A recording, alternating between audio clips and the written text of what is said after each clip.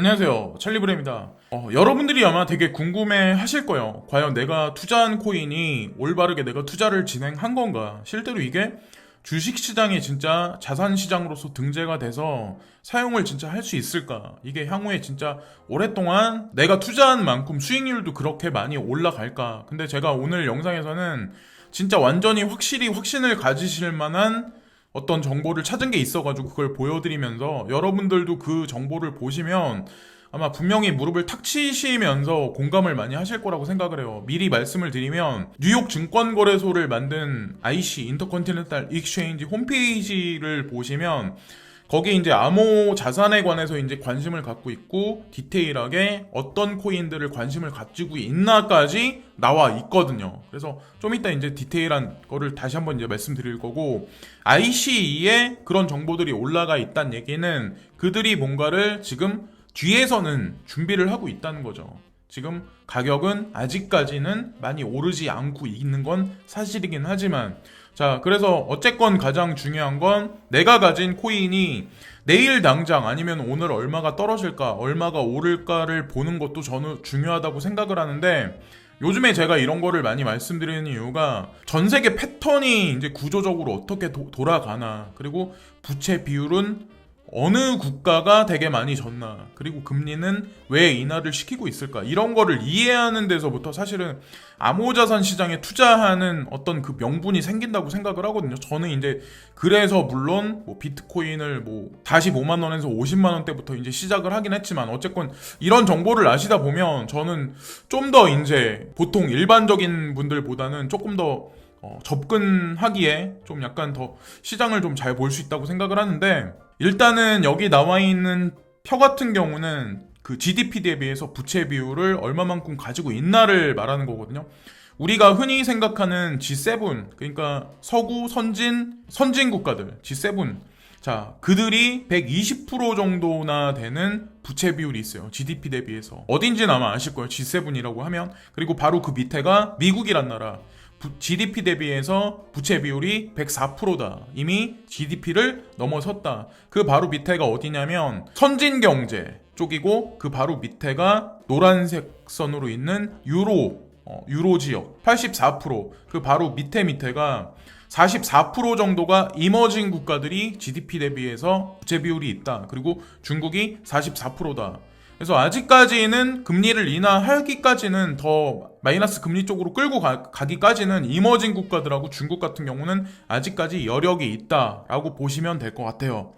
자, 그리고 이제 전 세계에서 긴급하게 갑자기 스케줄 없이 아무 약속도 없이 긴급하게 금리 인하를 38개나 되는 중앙은행들이 단행을 시켰는데, 여기 나와 있는 북미 지역 그리고 남미 지역에서는 뭐 베네수엘라나 아니면 콜롬비아 이쪽 지역, 그리고 유럽에서는 뭐 영국이나 프랑스나 독일 뭐 이쪽이네요. 그리고 호주도 포함돼 있어서 이번에 금리 인하를 긴급하게 이제 단행을 했었다. 어쨌건 전 세계가 이런 식으로 공조해서 이런 식으로 선진국이나 아니면 뭐 하여튼 38개국이나 되는 국가들이 여기 분홍색에 표시되어 있는 어떤 그런 지역들인데, 그 국가들이 갑자기 급작스럽게 이렇게 금리 인하를 급격하게 했다는 거는 사실 뭔가 지금 일이 벌어지고 있다는 거를 우리가 알 수 있다고 생각을 하거든요.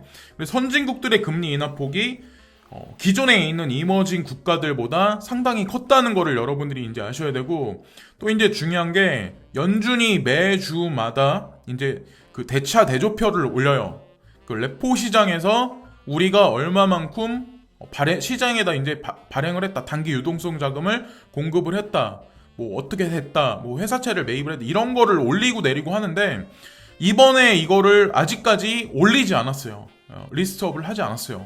거기엔 다 저는 뭔가 있을 거라고 생각을 하거든요. 이상하다고 생각 안 하세요? 보통 일반적으로 이런 거를 공개해서 올려야 시장의 어떤 그 참여자들이 그걸 보고 다음 주에 어떤 그 패턴을 알 수가 있는데, 자, 이거를 이번에 올리지 않았다. 어쨌든 시장이 마감됐음에도 불구하고 자, 뭔가가 지금 시장에선 일어나고 있다는 거죠. 그리고 가장 중요한 건 전염병으로 인해서 뭐 지금 세계 경제가 이렇게 돌아가고 주식시장도 막 그렇고 암호화폐 장세도 막 이렇긴 하지만, 가장 중요한 건 이들은 다 스케줄 하에 움직였다는 걸 우리가 알 수 있는 건 뭐냐면 FATF라고 국제 자금 세탁 방지 기구죠. 근데 이들의 스케줄은 미리 2020년에 3월 달부터 12월 달까지 꽉 차 있었다는 거죠. 자, 이 계획은 2019년에 보통 세워. 2021년, 2022년에는 3번밖에 없어요. 자, 공통되게. 근데 올해는 유난히 되게 많아요. 10번이나 꽉 차 있어요. 근데 짜잘하게 따지면 더 횟수는 더 되죠. 그러니까 분명히 이들은 우리가 매스미디어에서 보지 못하는 뭔가를 알고 있었을 거고 그것에 의해서 움직이고 있다는 거죠. 자, 그거를 우리가 넌지시 알 수 있고 또 하나 이제 중요한 게 1월달, 2월달 들어가면서는 뭐 전 세계 이제 다국적 기업의 CEO나 중요 어떤 그 정책 인사들이 자기의 자리를 내놓은 사람들이 되게 많아요. 그러니까 경기가 하강될 거다. 그리고 그런 어떤 기업체들이 수익률이 급감할 거다. 증시도 빠질 거라는 걸 알고 있기 때문에 CEO 자리를 내놓고 나간다는 거죠. 자, 그거에 관해서 이제 정리한 건데 무슨 얘기냐면 2020년 1월 24일 벡트의 CEO인 여자가 있는데 이분이 성함이 켈리 로플러라는 분이거든요. 아마 나중에 구글링을 해보시면 아마 아시겠지만 키가 크시고 머리 금발에다가 얼굴이 되게 미인이신 분이에요. 근데 이분이 어떤 일이 있었냐면 벡트의 CEO가 되시고 나서 미국의 상원의원에 도전을 하셔가지고 당선이 되시죠. 그래서 이번에 상원의원들 회의가 있었는데 그 회의가 끝난 직후에 1월 24일 날 대량의 주식을 매도를 했어요. 이분이. 자, 미리 그러니까 이분들은 다 알고 있었다는 거죠. 지금까지. 지금 2월을 넘어서 3월 말을 향해서 우린 가고 있어서 나중에 알았지만 어쨌든 이들은 미리 다 움직였었다는 걸 우리가 알 수 있고 또 하나 이제 중요한 게 JP모건이 작년 말에 본사 빌딩을 매도 후에 텍사스로 이동했다. 자, 왜 본사 빌딩을 맨하튼에서 매도해서 왜 텍사스로 이동을 했을까? 이거 예산일이 아니라고 제가 예전 영상에서 말씀드렸죠. 이들도 미리 지금 현재 이런 일이 벌어질 거라는 걸 알고 있었다는 거죠. 그리고 1월 30일 날 IBM CEO가 공개적으로 뭔가 위기가 오고 있다. 그래서 자기 자리에 관해서 다시 한번 이제 내놓는다 이런 거에 관해서 한번 언급한 적이 있었고 1월 31일 날 훌루라고 그래가지고 월트 디즈니 자회사이며 엔터테인먼트 콘텐츠 제작 회사인데 여기 CEO 분 같은 경우도 그 자리를 사임하셨어요. 그러니까 2월 2일 날에는 미드맨이라고 해가지고 대마초 소매업 회사거든요. 여기도 마찬가지로 CEO가 자리를 내놨다. 그리고 2월 5일 날 링크드인이라고 해가지고 비즈니스 네트워크 SNS거든요. 아마 여러분들이 내가 투자한 코인이 진짜 괜찮은 코인인지 아닌지 판별을 하시고 그 연구진 구성원들이 어떤 사람인가를 이제 살펴보실 때 여기다가 검색을 해보시면 가장 잘 아실 수 있거든요. 스캠 코인 개발자를 판별하기에 가장 적합한 사이트가 사실은 링크드인이에요. 네. 그래서 저 같은 경우도 이제 이런 거에 돌려보고 만약에 여기 언급이 안 된다. 그리고 커리어가 되게 별로 없다. 라고 했을 때는 그 코인은 투자할 만한 값어치가 없다라고 이제 보시면 돼요. 사실은. 그리고 2월 12일 날 MGM CEO라고 그래가지고 이분도 마찬가지로 자리를 사임하셨어요. 영화나 TV 방송 제작사, 콘텐츠 제작하고 관련돼. 그러니까 요즘에 여러분들 아마 아실 거예요. 극장에 가는 사람이 많이 없죠. 자, 영화 산업도 그리고 드라마 산업도 마찬가지로 우리가 넷플릭스로 보긴 하지만 어쨌건 여기도 마찬가지로 이런 일이 있었다. 그리고 2월 20일 날 패션 소매업으로 예전부터 이제 가장 많은 돈을 벌었던 엘브랜즈라는 데가 있거든요. 여기 CEO도 마찬가지로 자리를 내놓고 지금은 목욕용품 위주로 회사가 축소돼가지고 지금 움직이고 있는데 여기 나와 있는 어떤 이 산업들 말고도 우리나라의 이제 기업들도 많은 CEO들이 아마 자리를 사임하거나 금융업에도 마찬가지로 이런 일이 나타나기 시작을 할 거라고 저는 이제 생각을 하거든요. 이거는 뭐 미국에서 나온 자료이긴 하지만 그리고 이제 저는 이제 요즘에 5G하고 관련돼서 이런저런 뉴스를 되게 많이 말씀을 드리는데 운전자 10명 중에 7명 꼴로 올 7월부터 도입, 부분자율 주행을 찬성한다. 이 의견이 나왔대요. 자, 올 7월부터래요. 부분자율 주행 자동차를 판매를 하겠대요. 엠브레인 운전면허증 소유자 1000명 대상으로 인식 조사 발표한다. 자, 부분 자율 주행 자동차 상용화 관련 의견.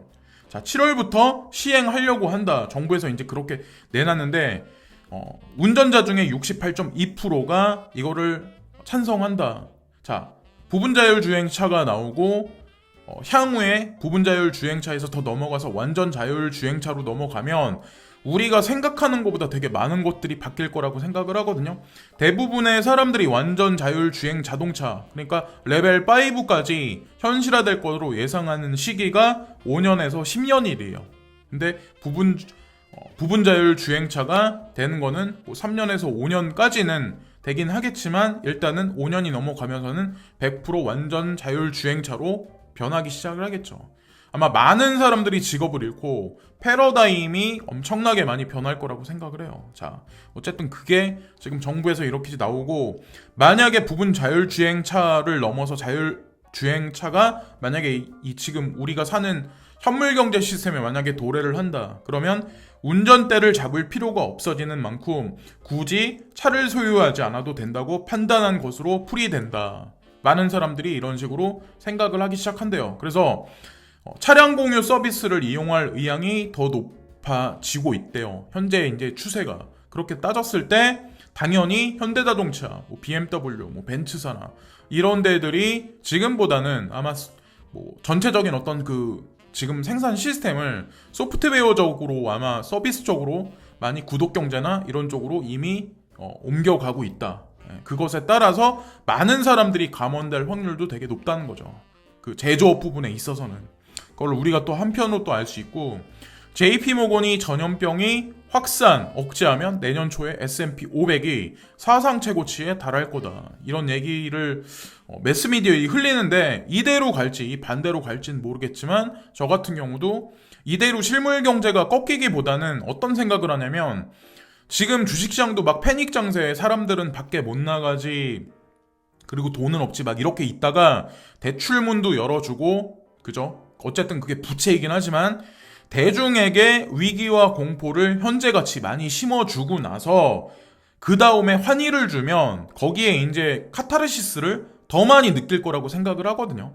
자, 막 빠지다가 조금만 급격하게 오르면 사람들이 더 많이 달려들 거 아니에요. 그렇게 만들어 놓고 그 다음에 주식시장을 패닉 장세로 내년에 어느 시점 가서 만들어 놓으면서 많은 사람들을 아마 파산으로 몰아갈지 않을까라는 생각을 해요. 저는 한편으로. 그리고 배고픔 뒤에 약간의 식사만으로 만족감을 되게 얻을 수 있잖아요. 그래서 지금 보면 대출문도 줄여놨었던 상태, 그리고 주식시장도 막 이렇게 떨어지고 부동산 거래도 안 되게 만들어 놓은 상태에서 일정 시간이 지나서 전염병이 점진적으로 사라지고 나서 양적 완화를 약간만 해도 그 효과가 생각보다 되게 커질 수도 있다는 거죠. 그 반사 이익으로 트럼프 대통령이 재선에 당선이 되고 각국 정부의 수장들은 지지율이 또 올라가기 시작을 하겠죠. 저는 이제 그렇게 생각을, 근데 그렇게 가는 게 얼마 못 갈 거라는 저는 이제 생각을 하거든요. 증시하고 암호자산 시장이 이제 동등하다.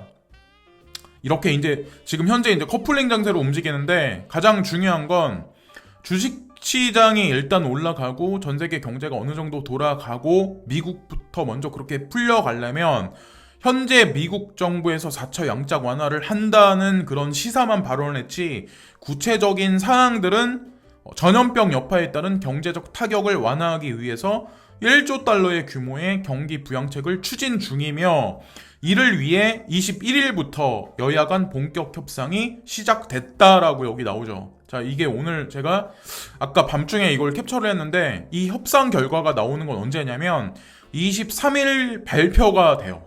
그럼 23일 날 만약에 이게 발표가 되기 시작하면 주식시장이 또 다시 반전돼서 오르기 시작을 하겠죠. 거기에 맞춰서 지금과 같이 이제 증시하고 암호자산 시장이 똑같이 커플링이라면 분명히 반등을 아마 다시 할 확률이 높다. 여러분들이 이거 각자 다시 한번 이제 조사하셔가지고 심사숙고하셔가지고 파악들을 이제 하셔야 되고, 1조 달러에 달하는 이번 지원 대책은 성인의 1,200달러, 아동에게 500달러를 현금으로 지급하는 방안과 함께 6주간 임금 지급을 위한 3천억 달러 규모의 중소기업 대출, 기업 대출을 위한 환율 안정 자금을 2천억 달러로 증액하는 내용을 담고 있습니다.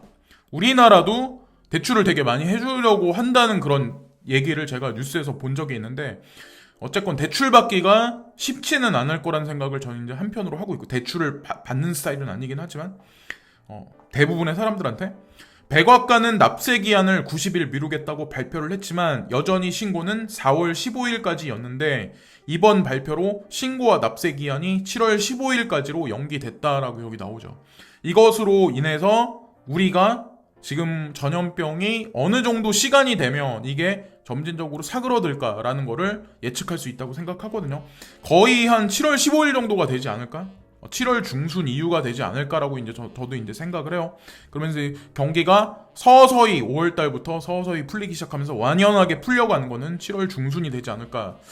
우회적으로 우리가 기사의 한 문장을 보면 알 수 있다고 생각하고, 또 하나 이제 중요한 게 지금 이제 전염병이 창궐하면서 사실은 인플레이션이 저는 올라갔다고 제가 말씀드렸잖아요. 실제로 이 시국에 냅다 올렸다. 화장지, 비누, 즉석밥, 라면, 칼국수 죄다 들썩이고 있다. 가격이. 서민들 급여는 안 오르고 일자리는 사라지는데 부동산 이어 달리기가 가능할까라는 저는 생각을 하거든요. 대출 확대는 폭발 크기도 커지게 한다라는 그런 생각을 해요. 사람들한테 부채를 지게 하고 거기다가 힘들게 살고 지금 현재 이제 그러고 있는데 이 상황에서 대출을 더 지게 한다. 그죠? 그럼 어떻게 될까요? 이거는 언발의 오줌 누기밖에 분명히 안 된다고 저는 생각을 하거든요. 소비자가 실제 구매하는 가격, 생활 필수품 죄다 올라, 꼼수 가격 인상 논란, 소비자 부담 전가, 외식 메뉴도 들썩이고 있다. 짜장면, 김밥, 비빔밥 등 1년 새 올랐다. 인플레이션이 창궐해야 그 틈을 타서 거기에 부합되게 양적 완화를 할 수가 있죠. 그래야 돈이 유동성이 풀린 유동성이 휴지 조각이 되지 않으니까. 그래서 모든 것은 다 계산에 의해서 로드맵에 의해서 다 계획돼서 지금 이루어진 게 아닐까. 전염병이 됐든 뭐가 됐든. 그리고 집이 안 나간다. 거래 절벽, 집값 하락으로 이어질까. 서울 2월 주택 거래가 1월 대비해서 44%가 뚝 거래 절벽 현실화.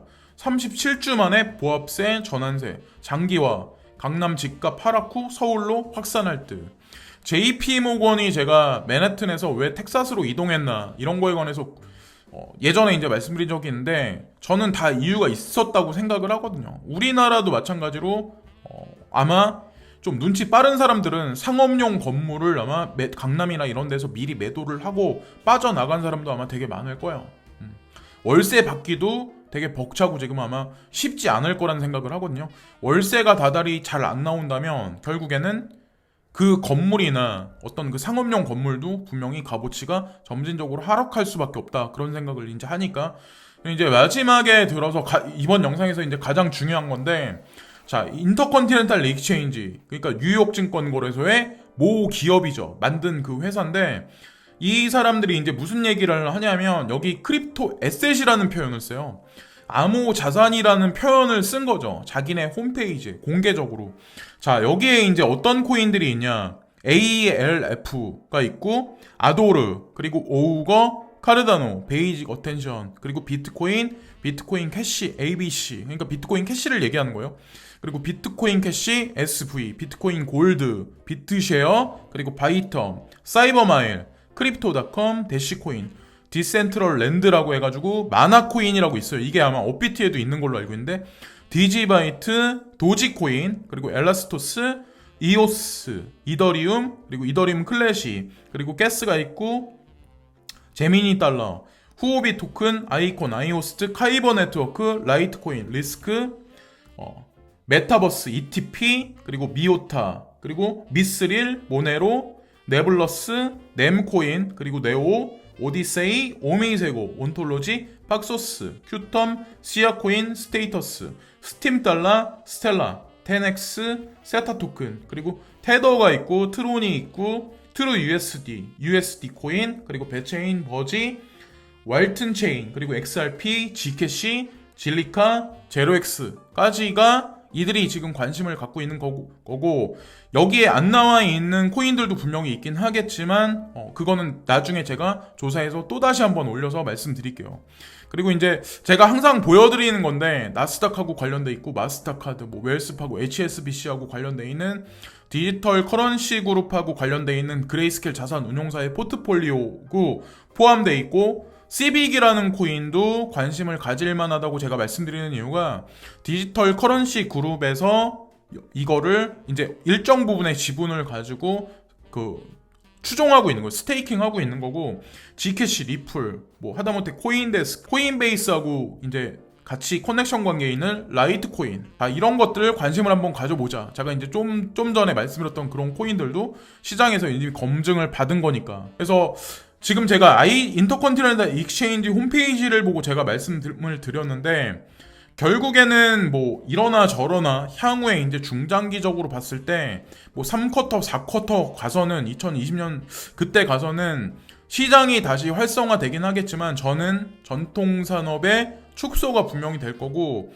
빈 공간이 만약에 출현해서 GDP, GNP가 까지기 시작하면 그 공간을 크립토 마켓이 분명히 채울 거라고 생각을 하거든요. 이 크립토 마켓에 자산 시장이 이제 부흥되고 상승되기 시작을 하면서 여러분들 호주머니에 아마 많은 어떤 호주머니도 아마 불룩해지지 않을까라는 생각을 해요. 그러니까 제가 이제 좀 전에 이제 그 홈페이지를 보여드렸는데 각자가 이제 들어가셔가지고 직접 눈으로 확인해 보셔도 제가 보기에는 나쁘지 않을 거라고 이제 생각을 합니다. 확신이 없으신 분들은 내가 확신을 가질 만큼 많은 자료 조사를 하시고 하면은 제가 봤을 때 지금 너무 불안해 하시거나 이러실 필요까지는 없다고 생각해요. 그리고 언젠가는 분명히 비트코인 ETF도 분명히 승인이 날 거고 이더리움이 됐든 비트코인 캐시가 됐든 분명히 하나하나 이제 ETF로 승인이 날 거라고 저는 생각을 하거든요. 아직은 그게 뭐 딱 형상화돼 가지고 우리가 뭐 이렇게 딱 시각적으로 보여질 수 있는 건 아니지만 분명히 방향은 맞다. 시간이 걸릴 뿐이다라는 거죠. 오늘도 지금까지 시청해주신 모든 분들께 진심으로 감사를 드리고요. 오늘 하루도 즐거운 하루 되세요. 구독과 좋아요 끝으로 부탁드립니다. 감사합니다.